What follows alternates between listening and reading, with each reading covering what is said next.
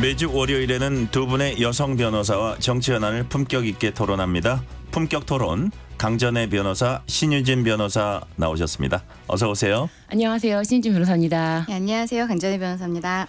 자, 이재명 민주당 대표가 어제 오후 국회에서 기자회견을 열고 한 달 앞으로 다가온 총선에 임하는 각오를 밝혔습니다.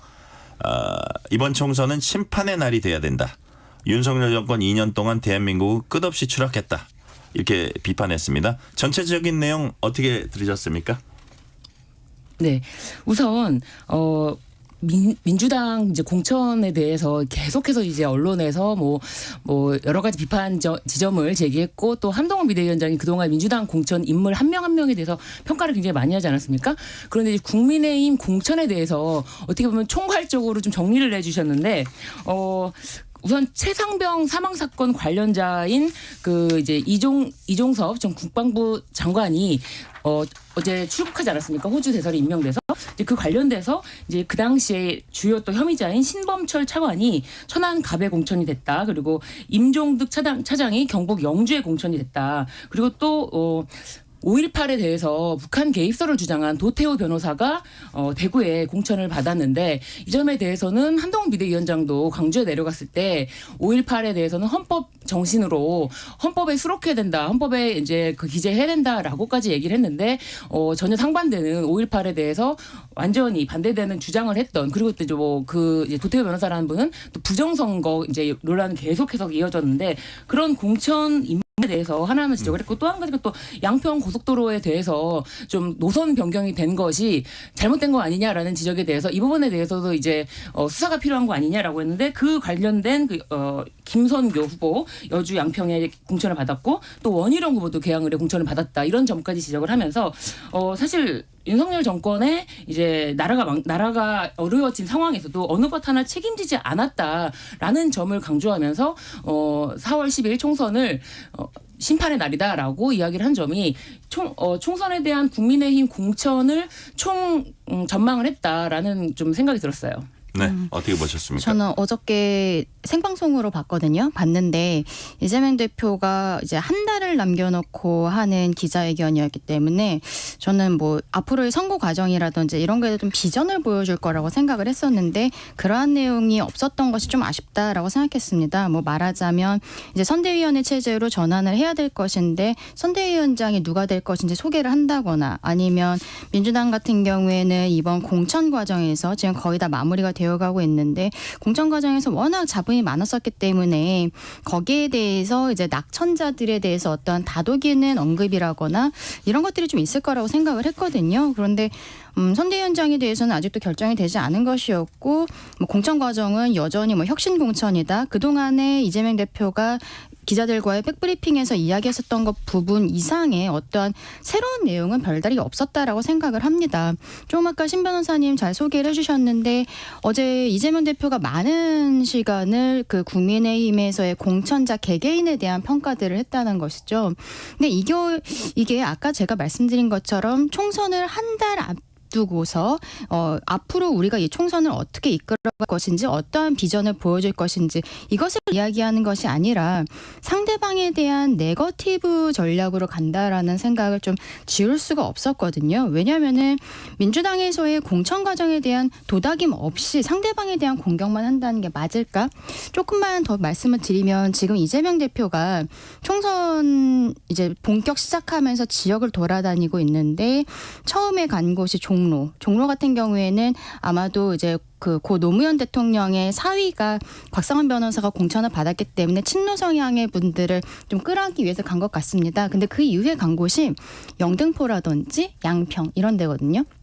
영등포를 간 것은 가서 또 김영주 부의장에 대해서 이상한 핑계 대고서 나갔다, 이러한 이야기들을 하고, 양평에 가서는 원희룡 전 장관이 서울 양평 고속도로에 대해서 뭐 의혹이 있다, 이러한 이야기들을 하고 있어요. 그런데 반면에 한동훈 비대위원장 같은 경우에는 처음에 갔던 곳이 청주, 그리고 천안, 그리고 수원, 뭐 성남 이런 식으로 돌고 있는데, 여기가 국민의 입장에서는 거의 지역구를 갖고 있지 않은 지역들입니다.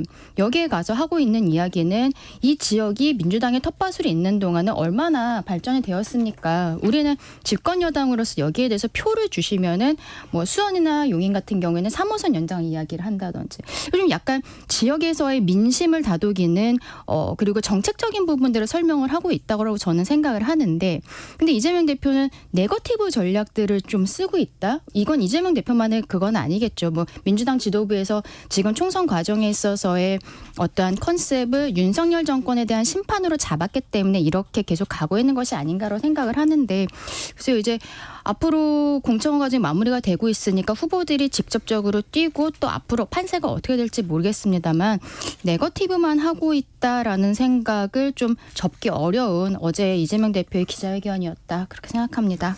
전 청주에 이제 첫 번째로 갔다라고 했는데 청주에는 정우택 의원이 있지 않습니까? 정우택 의원 같은 경우는 이제 최근에 돈 봉투 받은 것이 CCTV가 공개되면서 또 전달한 그 카페 업자가 돈 봉투를 돌려받지 않았다. 그리고 또 이제 예를 들면은 카카오톡 메시지 뭐 큰 과일 바구니는 의원님이 가져가세요라고 하는 이제 하면서 감사합니다라고 전에 서로 간에 이야기 있었던 그런 부분에 대해서도 전혀 이제 공간위에서도 뭐 문제가 없다라고 하는데 이것은 문제가 없는 것은 아니지 않습니까? 그래서 이 부분에 대해서도 아무런 언급이 없다는 자체가 공천 자체가 좀 공정하지 않다라고 하는 많은 비판 속에서 하나의 또 문제가 아닌가 싶습니다. 자, 한동훈 위원장은 국민의 선택을 한 달 앞둔 한동훈 비대위원장 입장이란 대국민 메시지를 냈습니다. 운동권 특권 세력, 부패 세력, 종북 세력이 민주당을 숙지로 대한민국을 장악하는 걸 막겠다고 했습니다. 민주당과 조국혁신당의 연대는 범죄자 연대 방탄동맹으로 또 규정을 했어요. 이건 어떻게 보세요? 방탄이라고 하면은 이제 국회에서 거부하는 건데요. 사실은 김건희 여사 특검법이라든지 그 대장동 50억 클럽 사건이라든지 이건 대통령이 나서서 거부권을 행사하면서 아예 수사조차 못하게 하고 있는데 그것이야말로 방탄이 아니냐. 사실은 김건희 여사 특검법에 대해서 그것이 통과될 수 있을까봐 그 재발의되는 그 2월 29일 전에 다 현역 불패라는 것 때문에 뭐 건생구팽이라고 뭐 토사구팽이라고 그 말을 좀 이렇게 빗대어서 하는 말까지 있을 정도로 김건희 여사의 방탄 공천이다라는 말이 가장 심각한데 이것에 대해서는 아무런 언급이 없고 김건희 여사의 그 뭐 명품백 사과에 대해서 얘기하자면은 계속해서 지난번에 확실하게 말씀드렸다라고만 하지 어떤 입장도 없단 말이에요. 그런데 이제 방탄이라는 말이 무슨 여기서 왜 나오는지 그것이 지금 상황에 맞는 것인지 바로 직전에 있었던 것이 바로 특검법 거부에 대한 건데 그런 것에 대한 이야기는 전혀 없잖아요. 그러니까 그런 진정성이 안 보인다라고 보여져요. 이번에 그 한동훈 비대위원장이 들어오면서 이번 총선에 있어서의 시대 정신은 86 운동권 청산이라고 명시적으로 이야기를 한 바 있었는데요. 거기에 대해서 지금 한동훈 위원장이 이야기하고 있는 것은 과거 통진당 이석기 의원이 있었던 통진당의 후신인 진보당이 민주당을 숙주로 해서 지금 국회에 진입하려고 하는 것으로 보인다라는 우려를 이야기를 하고 있는데 거기에 대해서 어저께 민주당에서 그 위성정당인 민주연합 1번 사실상 1번을 결정될 만한 사람이 그 결정이 됐거든요. 이제 전지혜 씨인데 이분이 한미연합훈련 반대 시위를 주도를 했고 그리고 그런 단체에서 있었던 것들이 밝혀지고 또 그 과정에서 이분이 그 심사위원 점수가 만점이 나왔어요. 네. 그러니까 이런 좀 문제점들이 지금 드러나고 있는데 요거 앞서서도 새진보연합 쪽에서 용해인 의원이 민주당의 그 위성정당으로서 재선을 노린다라는 것들도 있고요. 비례재선. 예, 그렇습니다. 네. 좀 전무후무한 일이라고 생각을 하는데 결국에는 지금 민주당에서 만들어 놓은 시스템이라는 것이 이러한 사람을 실제로 이제 법상으로 문제는 없는 거잖아요. 국민들께서 보시기에는 굉장히 의아한 일이지만 이런 것들이 일어나고 있는 것이죠. 그러니까 진보당 쪽에 그 예전에 86 운동권들 특히나 굉장히 극렬하게 했었던 사람들이 이번에 민주당의 비례 위성정당으로서 지금 들어올 가능성이 굉장히 높아지고 있는 상황에서 참 많이 우려스럽다라고 저도 국민의 한 사람으로서 생각을 하고요. 조국혁신당이죠. 조국 혁신당의 경우에는 일단 당대표인 조국 대표 자체가 최근에 항소심에서 2년의 실형을 받았지만 그때 재판부에서 도주의 우려는 없다라고 하니까 법정 구속을 안 한 상태죠. 안 한 상태에서 지금 외부에서 창당을 하고 이러고 있는 거 아닙니까? 본인 자체가 이제 범법자로서 사실심은 이미 끝난 거죠. 대한민국은 대법원은 법률심이기 때문에 1심, 2심이 다 끝난 상황이어서 이런 사람이 당대표를 한다는 것도 놀랍고 글쎄요. 조국 신당에 최근에 또 그 황운하 의원도 들어왔잖아요. 그러니까 이러한 것들이 국민들의 눈높이에 맞는 것인가 좀 굉장히 좀 의문이 있고 이런 사람들이 황운하 의원도 아마도 조국 혁신당에서 비례대표를 신청할 것으로 보이는데요. 이런 사람들이 지금 만약에 다시 국회에 진입을 하게 된다면 이런 거는 국민들의 눈높이에 맞는 것인가? 저는 굉장히 사법부의 판단에 대해서 입법부에서 존중하지 않는 행태다라고 생각을 합니다. 그런 점에 대해서 한 말씀 드리면은 당진의 정용선 후보, 청주 서원의 김진모 후보는 이미 유죄 판결이 확정받았는데 대통령 유죄 판결이 확정받았으니 이분들에 대해서는 못 나오는 거 아니냐라고 말씀하실 수도 있어요. 이 사람들이 불법 여론 조작이라든지 댓글 조작으로 유죄 판결을 받았거든요. 그런데 사면을 해줍니다. 사면을 하고 공천을 줘요. 그렇게 말씀드리자면 또 서천호 후보 같은 경우는 아직 확정이 된 것도 아닌데 약속 사면이라는 것까지 하면서 공천 신청을 하고 이제 공천을 받았단 말이에요. 그렇게 되는 경우는 전혀 지금 말씀이 앞뒤가 안 맞는 거예요. 만약에 지금 말씀하신 것처럼 대통령이 사면권을 행사한다라고 하면은 조국 내가 마음에 든다라고 하면은 조국 대표에 대해서 만약에 항소심까지 나왔지만 대법원의 상고를 포기하고 사면해주겠다. 이렇게 해서 사면을 받은 사람들도 지금 다 있단 말이에요. 그런데 그 부분에 대해서 오히려 정당성을 인정받지 못한다라고 하는 지점은 맞지 않는다. 이미 국민의힘에는 그런 후보가 사면까지 받아서 다 지금 공천을 받았거든요. 근데 네. 그분들하고 조국 전 장관하고의 등가성이 어떻게 되는지는 한번 따져봐야 되겠고 사실관계도 한번 더 따져봐야 될 것 같고요. 네, 청주서원의 김진모 후보랑 당진의 정용선 후보입니다. 네. 네네. 자, 이재명의 민주당과는 달리 국민의힘 공천에서 이제 한동훈 위원장 얘기예요.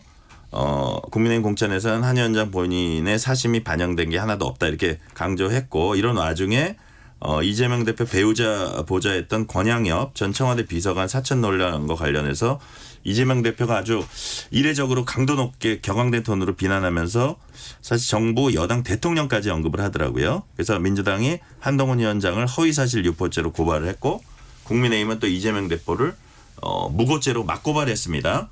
이 고발 전 어떻게 보세요? 예, 지금 권양엽 비서관의 경우에는 굉장히 큰 이슈가 됐었는데 이분이 사실은 같은 지역구에서 21대 총선에서도 출마를 했었고 그때 지금 현역인 서동용 의원에게 경선에서 패배를 했었던 적이 있었던 것이죠. 그리고서는 이번에 다시 같은 지역구에 서동용 의원은 현역으로서 다시 들어온 것이고 권양엽 비서관은 도전자로서 다시 진행을 한 것인데 민주당에서 여성 전략 지역 특구로 이제 지정을 한 것이죠. 그러면서 거의 이제 전략 공천 형태로 권양엽 비서관을 공천을 했는데 이 여성 전략 특구라는 것이 어떤 이유로 지정이 되었는지가 참 알 수가 없다는 겁니다. 민주당에서는 그 지역에 여성 현역 의원이 없고 이러한 이야기들을 하고 있어요. 그런데 왜 하필이면 그 지역인가? 그리고 권양엽 비서관이 그 지역에서 지금 여론조사 구체적으로 말씀드리기는 어렵지만 서동용 의원이 지금 문제 제기하고 있는 것이 본인이 거기에서 지고 있지 않는데 왜 이런 결과를 일방적으로 통보를 하는 것인가에 대한 문제잖아요. 그러니까 어쨌든 전략 특구라는 것을 지정을 한 곳이 민주당에서 지금 두 군데가 있습니다. 권양엽 비서관의 그 순천 광양 이 지역이 있고 그리고 서대문갑은 우상호 의원이 불출마 선언을 하면서 여기에는 청년 전략 지역 특구로 지정을 했거든요. 여기도 어저께 발표한다더니 지금 하루가 늦어지고 있는데요. 서버가 다운됐다라고 하면서 오늘 발표를 하겠다라고 하고 있는데 여기에 있어서도 그 청년 전략 지역 특구로 하니까 14명 정도의 청년들이 신청을 했고 그중에서 추려서 5명이 지난주에 생방송으로 델리민주 유튜브에서 생방송으로 이야기하는 것들이 나온 다음에 3명이 그날 오후에 3명이 경선으로 올라간다고 분명히 발표를 했단 말이에요. 그런데 그 다음날 아침에 민주당 최고위원 회의에서 그중에 1명 성춘 전 행정관을 빼고 김동화 변호사를 올린 거예요.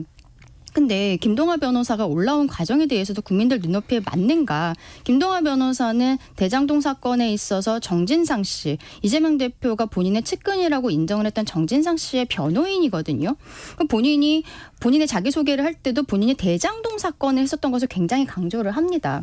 반면 성추행 행정관 같은 경우에는 예전에 안희정 전 지사의 그 성비위 사건에 있어서 2차 가해 논란이 있었어요. 그런데 2차 가해 논란에 대해서 그날 그 토론회에서도 본인이 거기에 대해 소명을 합니다.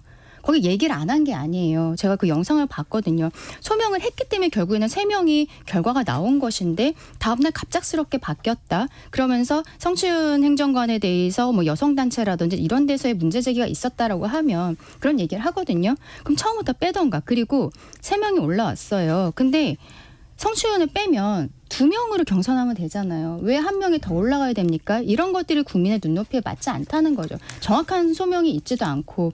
권양엽 비서관의 문제는 여기가 왜 여성전략특구로 지정이 되었는지 그리고 그 안에 권양엽 씨가 얼마나 많은 활동을 했는지 그런 거에 있어서 사람들이 봤을 때는 이분이 눈에 띄게 활동을 했었던 게 본인의 SNS에도 올렸습니다만 지난 대선 과정에서 이재명 대표의 배우자 김혜경 씨의 배우자실 부실장을 했었다는 거잖아요. 본인은 뭐 수행은 하지 않았네, 비서는 아니네라고 이야기하지만 어쨌든 배우자실에서 김혜경 씨의 일정이라든지 활동이라든지 이런 것들을 조정하는 역할을 했었던 것입니다.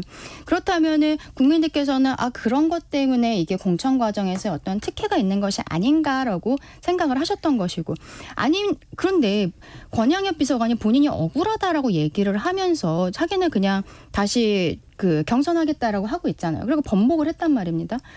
번복을 하는 것도 이게 시스템 공천이 맞나요? 저는 되게 굉장히 좀 의아하다고 생각을 합니다. 본인들이 문제가 제기가 됐을 때 아무런 문제 없다라고 분명히 정확하게 밝혔거든요. 그런데 다시 이거 경선하겠다라고 하는 게 오히려 저는 의혹을 더 키우고 있는 것이 아닌가. 어쨌든 지금 민주당에서 전략 지역을 2군데를 지정을 하고 있는데 이 전략 지역들이라는 것이 참 모호하다. 그런 생각을 하고 있습니다. 전략 지역구라는 거는 전략 공관위에서 결정하는 바고 당에서 결정하는 바인데 그 지역 자체가 모호하다라는 거는 좀 맞지 않는 것 같고요. 그리고 권향엽 후보 같은 경우는 20년 당직자입니다. 20년 동안 당에서 일을 했고 그때 당시에 대선 후보의 그러니까 비서가 아니고 대선 후보의 부실장으로 임명이 됐기 때문에 당직을 수행한 것이지 어떠한 사적 인연이 없다는 점. 그런데 그런 것에 대해서 아무런 검토 없이 사실관계를 확인하지 않은 채 한동훈 비대위원장이 너무나 아무런 사실관계에 맞지 않는데 비서였다라고 얘기를 했다. 이거는 문제가 심각한 거죠. 여당의 비대위원장이 이렇게 공정성을 훼손시키는 악의적 주장을 하기 때문에 이 부분에 대해서는 문제가 심각한 발언이고요. 그렇기 때문에 이례적으로 이런 사건에 대해서는 한동훈 비대위원장의 발언에 대해서 고발을 하겠다라는 거예요. 뭐 한동훈 비대위원장 같은 경우는 사실상 여러 가지 사건으로 고발을 많이 하거든요. 뭐 예를 들면은 사직 구장에서 본 것은 아니다. 봤다고 한 적은 없다. 사직에서 봤다고 했지. 그러니까 야구를 말씀드린 건다. 야구를 사직에서 봤다고 했지 사직 구장에서 봤다고 한 적이 없다라고 해서 언론에 대해서도 그 부분은 잘못됐다라고 하는 거고 여러 건에 대해서 잘못을 콕콕 지적한다면 그 부분에 대해서 사실관계를 잘 몰랐다라고 하면 그 부분도 한동훈 비대위원장도 책임을 져야 한다라는 것입니다. 그리고 지금 김동완 변호사 이야기까지 나왔는데 서대문 갑 같은 경우에 김동완 변호사 같은 경우 아무런 컷오프에 대한 기준이라든지 그런 거 없이 일단 컷오프가 됐고 본인은 받아들였어요. 그런데 당 내에서 다시 후보를 3명을 선정해서 하자라는 것에 대해서 일치가 됐던 의견이기 때문에 다시 김동완 변호사가 올라갔을 때 뭐 김동완 변호사가 대장동 사건에 대해서 변호사를 했다는 게 왜 문제가 됐는지 사실 대장동 사건에 대해서 파헤치자, 수사를 하자. 대장동 사건을 파헤쳐 보자라는 것이 민주당의 당론이거든요. 그렇기 때문에 특검까지 발의가 됐던 것인데 오히려 대장동 사건에 대해서 숨기고자 하는 거, 수사를 안 하고자 하는 것이 대통령 거부권 행사 아닙니까? 그렇기 때문에 대장동 특검에 대해서 부결을 시켰던 것이고요. 그런데 대장동 변호사 사건이라고 해서 대장동 변호사라고 해서 그것이 왜 김동완 변호사의 흠이 되는지 그 점에 대해서는 좀 의문이네요. 그게 만약에 의심스럽다. 그럼 수사를 해야죠.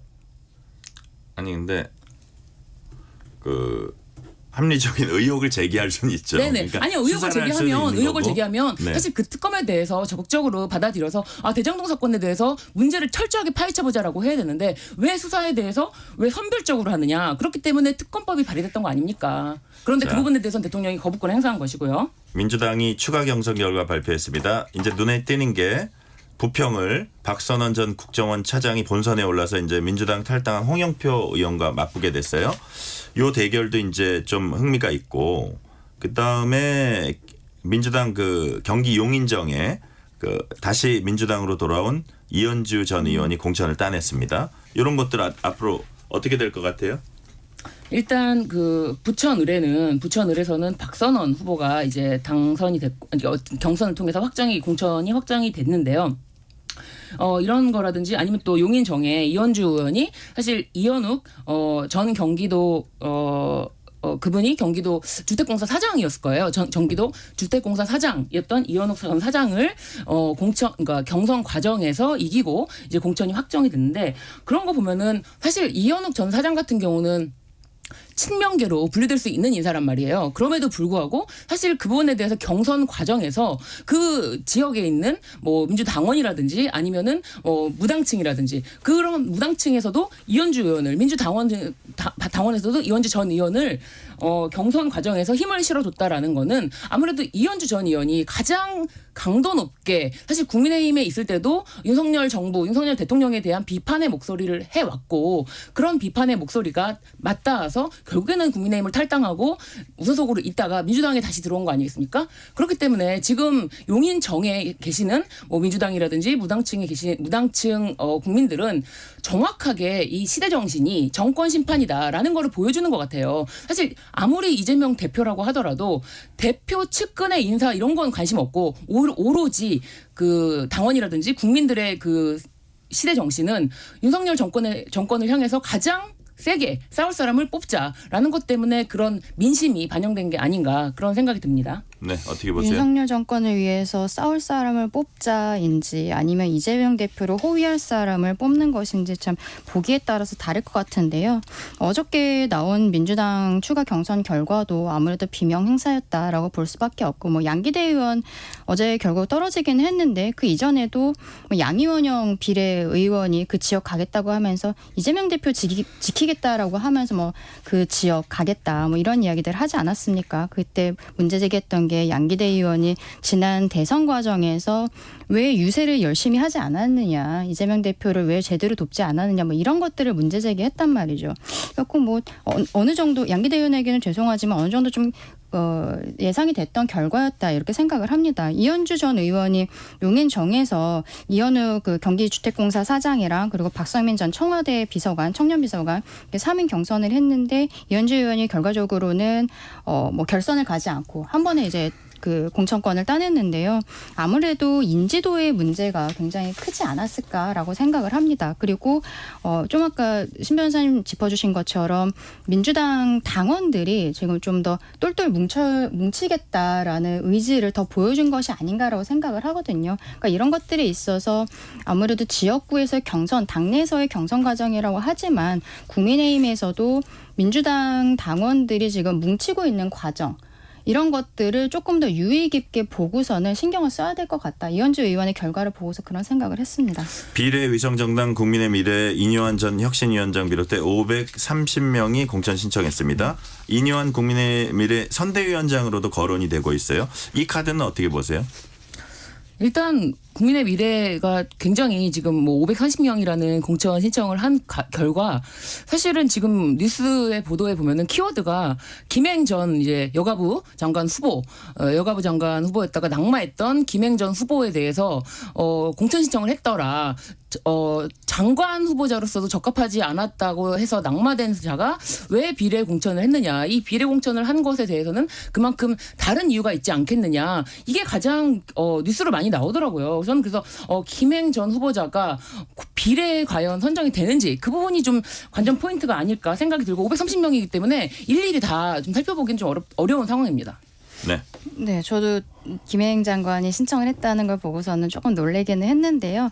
결과적으로 뭐 신청은 자유인데 거기에 대해서 당에서 어떻게 판단하느냐 그리고 당에서 특히 국민의 눈높이에 맞는 판단을 하게 될 것이다라고 생각을 하고 조금 더 지켜봤으면 합니다. 네.